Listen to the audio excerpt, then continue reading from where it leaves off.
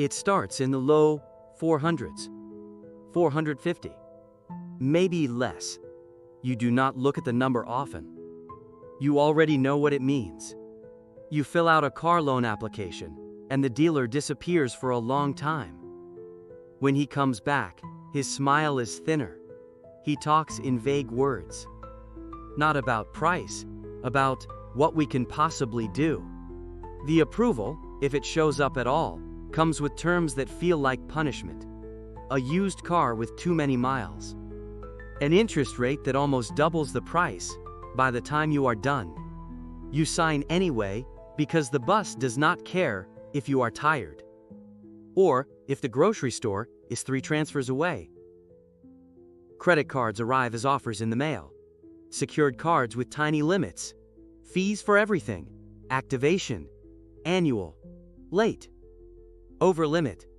You feel like a customer and a suspect at the same time. You are told this is, quote, a way to rebuild. It sounds like a warning. Landlords ask for your credit score on the application. You hesitate. You send it anyway. Sometimes no one calls back. Sometimes they ask for a bigger deposit. First month. Last month. Security. Another security. It adds up to more than the furniture you do not own. People on the other side of the desk speak to you slowly. They repeat themselves. They say things like, with your profile. You learn that the word profile means your past mistakes, printed out and stapled together. Most things in your life must be paid up front. In cash. In debit. No one wants to trust you with later. Then, one day, the number moves. Maybe to 500. Then 550. It is still called bad. But you feel something that almost resembles hope. At 550, the world softens by half a shade. Some applications do not reject you immediately. Store credit cards approve you, but only a little. $250. $500. Just enough to buy something you should probably not buy. The car dealer still gives you that look. But he has more cars to show you now. Not just the ones parked in the corner of the lot near the fence. The interest rates are still sharp. You do the math. Then you stop doing the math. Because you still need to get to work. If you try to rent a place, some landlords will let you in. But they want pay stubs. Bank statements. References. They ask more questions than you do. Pet deposits. Key deposits. Non-refundable fees. You feel the cost of your past in every signature. You call a bank about a small personal loan. They ask for a co-signer. You do not have one. You hang up. You tell yourself that not having help is normal. You tell yourself that everyone starts somewhere. You know that is not really true. At 600, something changes. Not just the number. The way people talk to you. Now the word used is fair. Fair credit. A word that sounds like average, but feels like a promotion. You apply for a better credit card. Maybe one without an annual fee. It does not laugh at you. It approves you. The limit is still tight, but you can breathe a little. You use it for gas. Groceries. You promise yourself this time will be different. You check the balance twice a week. You put reminders in your phone so you will not forget. Car loans get easier. The rates are not good. But they are not cruel. You can choose a car that does not feel like it will collapse on the highway. It still takes 5, 6, 7 years to pay it off. You look at that number of months and hope nothing breaks before then. If you apply for an apartment, you are not instantly suspicious. Some places still ask for a bigger deposit, but some do not. You can imagine signing a lease where you are not apologizing the whole time. You get your first offer for a buy now pay later plan on something you do not need. A phone. A television. 4 easy payments. The payments do not look easy when you add them to the others. You start to see that approval is not the same as safety. The number climbs again. 650. 680. Then, slowly, 700. At 700, you are respectable. That is the word that starts to cling to you. Lenders call it good. What they mean is profitable. Your mailbox and email are full of offers now. Cards with rewards, points, cash back, airline miles you might never use. The language changes. No more talk of rebuilding. Now it is about benefits. Welcome bonuses. You are not being helped. You are being courted. The interest rates on car loans are finally reasonable. You can choose based on what you actually like, not just whatever a finance manager can force through an underwriter. The car starts. The air conditioner works. You sit in traffic and at least you are comfortable while you lose the same hours. Mortgages become a possibility, not a dream. You talk to a lender.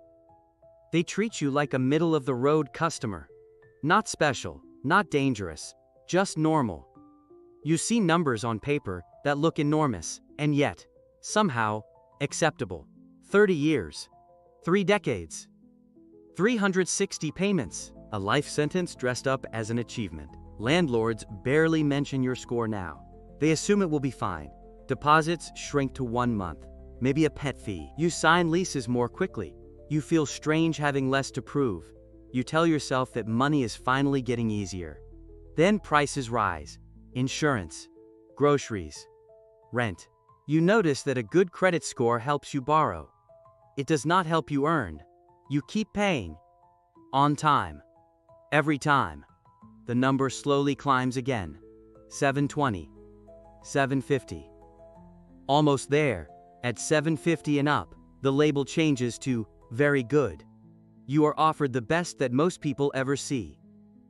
Credit cards chase you. 0% balance transfers. Lounge access. Travel protections. Fine print that only makes sense if you already have savings. You pick 1 or 2 and ignore the rest. Approval is no longer a question. It is a given. Car loans come with low rates and short conversations. The dealer does not disappear for long anymore. You say what you want, they show you numbers. If you hesitate, they lower something by a little. The difference is small. The message is not. You are the kind of borrower they want. If you choose to buy a home, you qualify for the better terms, lower rates, fewer fees. You do not notice what you are saving. Only what you still owe. You sign your name over and over until your hand stiffens. You accept that a bank will own a piece of your story for as long as you will. When your score reaches 800, it becomes another kind of quiet. You are suddenly called excellent. As if a number knew anything about your life. Everything becomes smoother now. Apartment applications are short and simple. Sometimes no one runs your credit at all once they see the number on a screen. Deposits shrink. Sometimes they vanish. People assume you are trustworthy before you say a word. You could finance almost anything. New car, luxury trim, no money down, 0%. Or very close. Credit cards, with high limits. Enough to buy a small car outright with a swipe. Enough to erase years of carefulness in a single impulsive month. But now the danger changes shape. It is no longer being denied. It is being allowed. You are invited into rooms where the floor is made of debt. You could walk carefully. Or you could sink. You pay your balances in full most months. You know the weight of interest now. You have seen it as a line on a statement that never gets smaller. You avoid carrying it when you can. Not because you are disciplined by nature, but because you remember how it felt when you had no choice. At 850, you reach the place the charts call perfect. Banks call it prime. You call it strange. Nothing magical happens that day. No phone call. No letter. Just a number in an app that does not know what you gave up to get here. Approvals are now a formality. You are the file they underwrite in seconds. The one they show in training slides about ideal customers. The terms are as good as they will ever be. Low rates, high limits, no annual fees. Perks that sound impressive, but blur together. Salespeople call you by your first name. Their tone is warm. They speak quickly, like your time matters. You remember when it did not. You stand in a dealership, or a bank, or a leasing office, and feel the air tilt in your favor. you also feel the distance from who you used to be. The person sitting under fluorescent lights, waiting for someone to tell them whether they were allowed to drive home. You know now that a credit score is not morality. It is not intelligence. It is not effort. It is just a report on how much you have owed and how faithfully you have played along. You think back to 450, to cash deposits and prepaid cards, to being declined quietly, to being approved loudly, but only for products built like traps. The circle feels complete. Yet if you lost your job, if you got sick, if something broke in your life that you could not afford to fix, you know that number would start to fall again. That the same system that now smiles at you could one day turn away. So you look at the score, whether it is 450 or 850, and you understand. It was never the whole story. Just a single, shifting line through the middle of your life, tracing what you get approved for, and how you are treated, as the years go by.